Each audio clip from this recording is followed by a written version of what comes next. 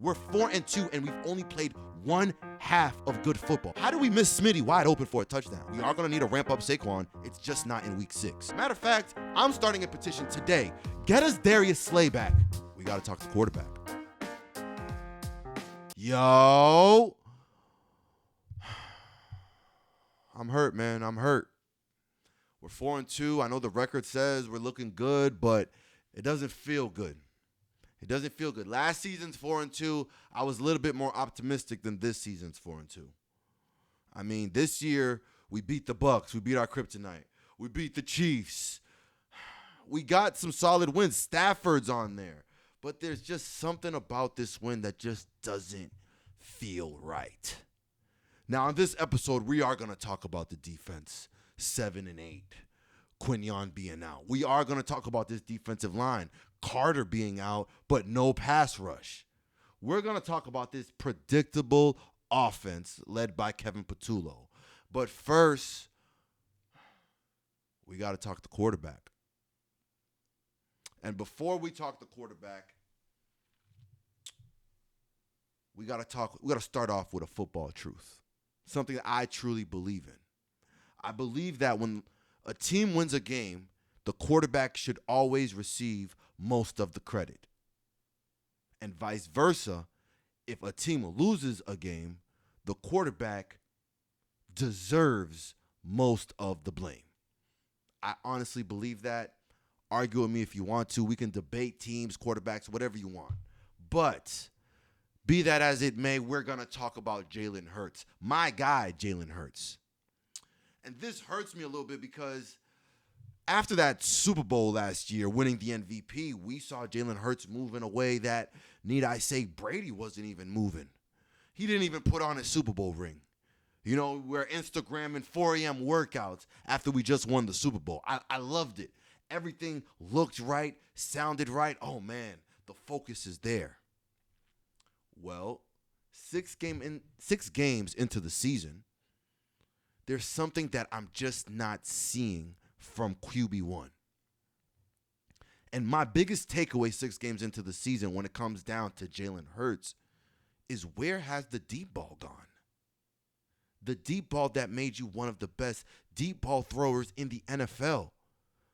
A.J. Brown, Devontae Smith just had to put their hands out. Not even this far, just right here. The ball was always in the bucket. That has not been the case with Jalen Hurts this season. And that is primarily my biggest focus when it comes to the concern I have with the Eagles. If this deep ball is on target, there's a lot of chatter that's happening now that can't happen. And I know I'm going to talk about the Giants game, and I'm going to talk about, the pick and all that, but this goes deeper than the Giants game. This has been this season. Reoccurring times where I'm watching A.J. Brown beat his man one-on-one, or A.J. Brown have a step or two. That's all he needs is a step. And he's watching the ball sail out of bounds. This play with Devontae Smith, I get it. The Giants game, everybody's going to want to talk about the pick. And he should have threw it to AJ. And this, I'm more distraught about, how do we miss Smitty wide open for a touchdown? If we hit Devontae Smith for that, even if Jalen throws the interception, we're still in the game. But the fact that we're missing that throw and we're throwing the interceptions, we're taking ourselves out of the game. Now, listen, I think it's fixable, but it needs to start being corrected now so we can get prepared for the playoffs. There's more issues with the offense than the deep ball, but to me, the main problem is our quarterback is not as accurate as he's been the last 3 years. Now you're hearing on the media, on television, in radio, why not build an intermediate game? Because we don't need one. We've already won a Super Bowl without your weird logic. Well, let's get an intermediate game so we can have better. We don't need it. If the deep ball's on, teams have to play 2 safety high, and if teams are playing 2 safety high, we can run the ball better. That's all we need. It's not that difficult. I might be getting a little too high, but man, I was at that game. I couldn't believe what I was seeing. The Giants at one point were running 1 safety high, daring Jalen Hurts to throw the ball deep. And if not for a pass interference call, I mean, yes, you hit AJ deep. Yes, you hit AJ on the comeback. Yes, we had Smitty deep on one. That AJ should be catching multiple of those. There is a phrase in football, take what the defense gives you. And the Eagles are not doing that. I keep bringing up one safety high because teams should never have the nerve to run one safety high on Philadelphia. That's how I honestly feel. Maybe y'all feel different. But when I picture Jalen Hurts deep ball and I see one safety high, I don't know if y'all remember in the Super Bowl, Jalen Hurts had a little signal he gave A.J. Brown. A little one of these. Hey, go deep and I'm going to get that ball to you. I believe we can get back to that form. But that also ties into the play calling. Now, Jalen, please get back to form because I don't want to be back on here ranting about what happened to my star quarterback, superstar quarterback, Super Bowl MVP quarterback. We need that. I get it. Everybody's saying you're a big game performer, but I need you to take the little games like big games too. On to the next subject. I'm sorry, I got to get on to the next subject because I'm about to rant if I keep staying on how my quarterback's been playing. Kevin Patullo. Now, KP, respectfully, after that Rams game where we had the best half we've had all season, I see you're trying to make changes. I see the offense is a little bit more passive and a little bit more A.J. Brown and Devontae centered or pushed into the center so that we can start using our weapons. I like that. But there's still a couple of issues that we need to fix up before we can start saying we are en route to going to Super Bowl number 2, winning Super Bowl number 2. Now, when it comes to Kevin Patullo, you've been here for all the offenses. You've been here when we had Shane Steichen. You've been here when we had Brian Johnson. You've been here for Kellen Moore. And now it's your turn.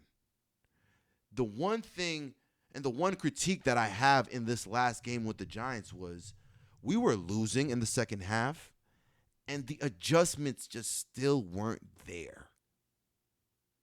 We ran this 2 tight end formation. When I saw Kyle Granderson coming onto the field, while we're losing, by the way, and we're running 2 tight end formations, we're letting the defense know what we want to do. If we want to run the ball with Saquon Barkley, we need to be out in spread so that at least they have less big bodies in than we do. We need to create the mismatch, and that comes with how we're calling plays. I watched us, while losing, run the ball on first down for maybe a yard and run the ball on second down for maybe half a yard in 2 tight end formations. That's not how we're going to win. That's not how we need to prepare. We need to be prepared in a way. Listen, we need to start attacking with our weapons. We need to start weaponizing this offense. I agree with Lane Johnson, who came out and said the offense is a little predictable. And if the offense is predictable, the defense just has to follow their reads, follow their cues. Now, it's not all on you. It's not all on Jalen. Yes, we had some injuries with Landon, and I'm going to get to Saquon Barkley. I'm going to have a whole separate video for Saquon Barkley, but in my honest opinion, the Eagles are doing right by Saquon Barkley by not giving him the same amount of touches as last year. The video will be out soon. Check it out if you want. I believe the Eagles are doing right by Saquon and holding Saquon. Now, we are going to need to ramp up Saquon. It's just not in week 6. It's just not in week 6. Video will be out soon. But when it comes back to this offense has a chance to be weaponized in a way that the defense can come out in. That Super Bowl, Spags tried everything he can to say, hey, Jalen, win him the game. And we were ready for that. We were ready for all the stunts the defensive line gave us. Yes, Landon didn't play yesterday, and Toph missed a couple of those pass-offs that Jordan can easily give off to Landon. But we need to be ready for that. We need Toph to be working on these pass-offs all week. Landon can't come back until Landon's 100%. So what does that mean? We just allow sacks? There's a lot wrong with this offense. We need A.J. Dillon and Will Shipley to get the ball. We need them to hold down the fort till Saquon's legs get under him. That's just a fact. We need to run this offense through the passing game. That's just a fact. And we can do that and still win games. It's not like because we do that now, we're going to have to turn into a whole different team. This game had me hot, man. I'm watching the game. I'm watching the Giants test us and say Jalen's not going to throw deep. And we're not throwing deep. We had it in the first quarter. We had it in the second quarter. We had it while we were losing, and we're still looking short. There is a connection that Mahomes and Kelsey have that whatever play is called, if I see something open, I'm going to it. That's why I keep reiterating this. We did that already. We've had that before. Why is it that we don't have it now? We need to build a little bit more chemistry? Then let's get the work in and build the chemistry. We have all the pieces. We're just not connecting in the way we need to connect. That's all I have for the offense right now. I'm not going to try to go too crazy. I'm going to react to the game and watch the game, but I'm going to give the Giants more credit on that because the Giants came to play. Let's be clear about something here. The Eagles are the defending champs. So everybody's going to come against Philadelphia and give us their best shot. I had a Giants fan during the game tell me, this is probably the best we'll play all season. But if this is the best that the Giants can play, that's great. But Philly has yet to play our best game yet. We have only played one good half so far this season. And in that half, we made a 23, 19-point comeback. This team is good enough. We just need to get on all accord, on all cylinders, whatever it is. Now on to my next subject, the Philadelphia Eagles defense. Before I get into Thursday night's game, before I talk about 7 and 8, Adoree Jackson and Kelee Ringo, we need to talk about a little history in Philadelphia. 3 years back when we went to the Super Bowl with Darius Slay and James Bradberry, we thought we had our cornerstones for the next 3 to 5 years, hopefully. We found out the season after that, we need to get cornerbacks ASAP. That season, Slay was out for a little bit, but teams looked at Darius Slay and James Bradberry like food. When you see them out on the field, attack them. Don't even attack the newbies. Don't attack the safeties. Don't attack the linebackers. That defense was one of the worst defenses ever. Teams used to look at our star cornerbacks and used to say, yeah, attack him. They used to look at James Bradberry. Y'all remember? Drew Lock had a game where he had to have a comeback game-winning drive, and he attacked our number one cornerback the whole drive to win the game.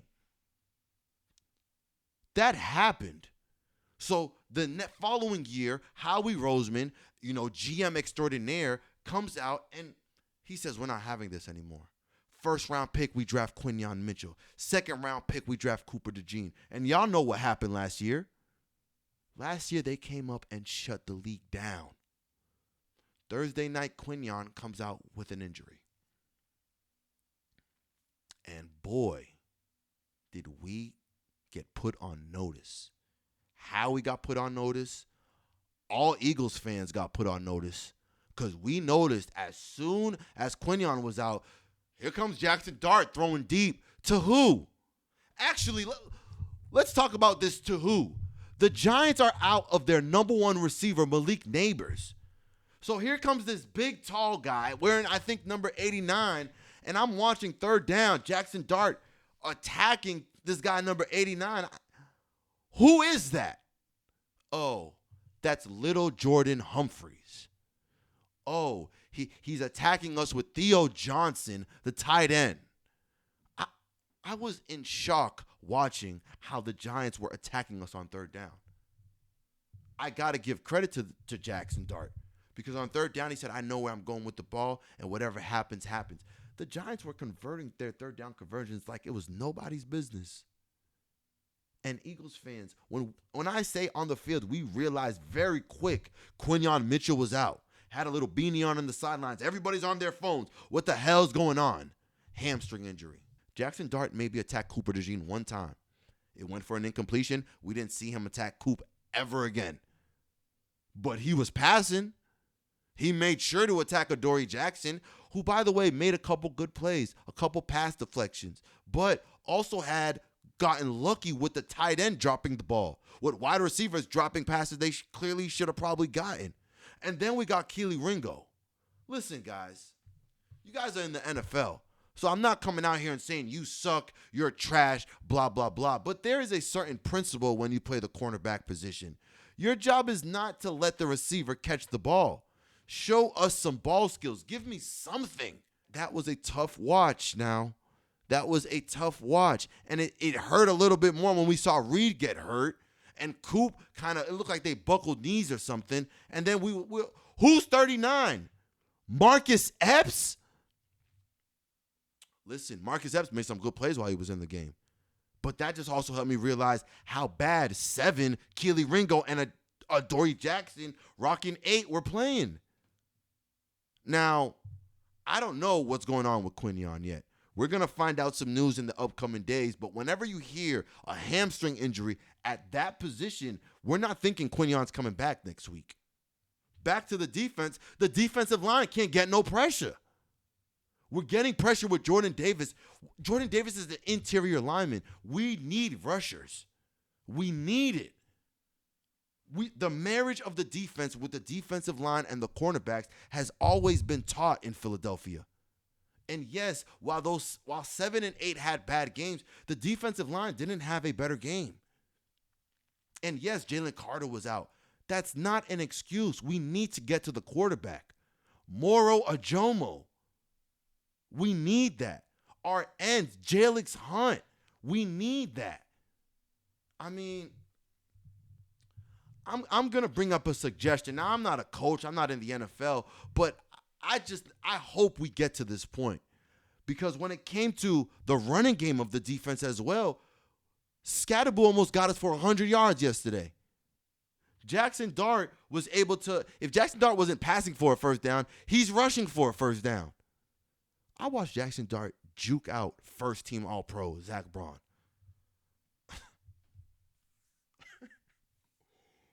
Woo! I'm so happy it's week 6. I'm so happy it's week 6. But we need to get this stuff figured out. We need to. Howie, get on the phone. But when it comes time to talk about this defense, I do want to talk about a minor adjustment that I hope we make this season. I want to see how it works out. And that adjustment comes with Nakobe Dean. Nakobe was active for the first time this season, but we mainly used Nakobe as a special teams player. Nakobe was one of our leaders on defense, one of our best tacklers, had 100 tackles last year.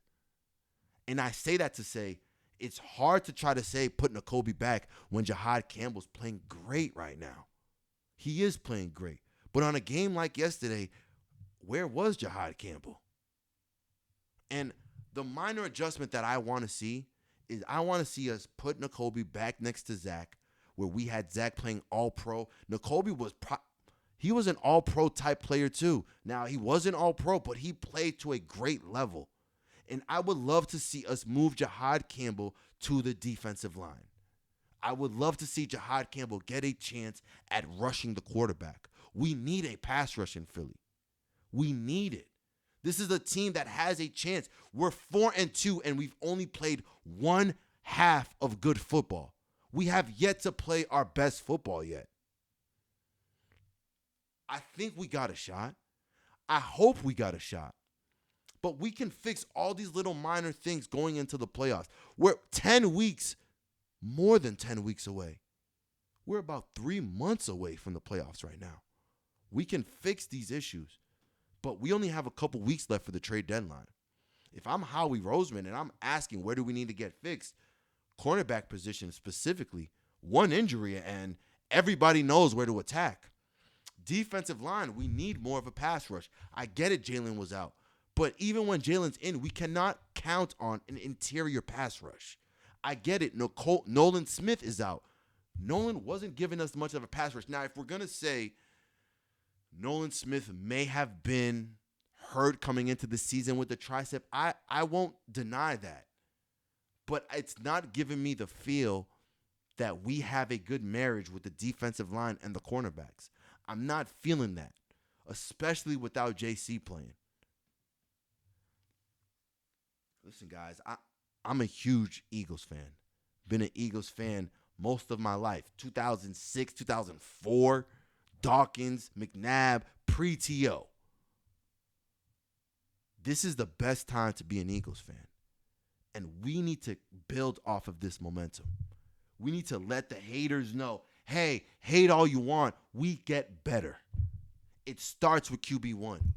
And it leads off and leaks off to everybody else. OCs need to be on point. KP. Vic needs to figure something out. Listen, I think Vic Fangio is our coordinator, hopefully for the next 10 years, as long as he's still in football, because he's doing a great job with this defense. But what happened yesterday, Vic needs to get on somebody's ass.